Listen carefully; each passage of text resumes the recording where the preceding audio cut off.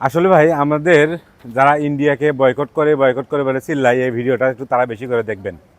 আমি কিছুদিন আগে বাংলাদেশে একটা অপারেশন করেছি, আপনারা হয়তো জানেন, এবং প্রতি মাসে 3.5 থেকে 4,000 টাকার মেডিসিন আমাকে খাওয়া লাগতো।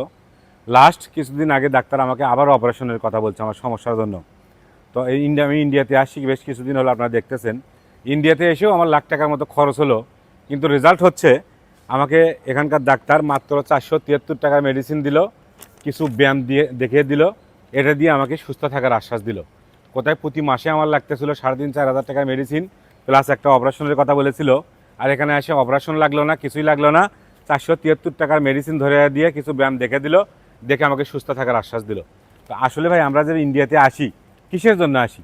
তারা কিন্তু পরীক্ষা নিরীক্ষা অনেক করেছে, তারা পরীক্ষা নিরীক্ষা করে সঠিক রোগটা নির্ণয় করেছে। আর কি বলবো ভাই, এটাই দুঃখের কথা। এখন অনেকেই বলবে দেশের দুর্নাম করতেছেন। আসলে ভাই দেশের দুর্নাম করতেছি না, দুর্নাম করতেছি সেই কসাইদের, যারা আমাদেরকে নিঃস্ব করে। আমাকে নিঃস্ব করেছে, আমাকে পঙ্গু করেছে, আমার একটা অপারেশন করে আমাকে পঙ্গু করে দিয়েছে, সুস্থ করতে পারিনি। দুর্নাম করতেছি তাদের, ওই লোকজনদের।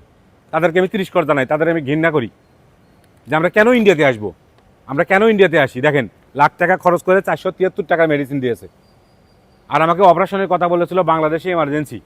আজ আমার অপারেশনও লাগলো না, কিছু ব্যায়াম দেখে দিল, দেখে দিয়ে আমাকে সুস্থ থাকার আশ্বাস দিল। এই জন্যই ভাই ইন্ডিয়াতে আসি, আর কিছু না।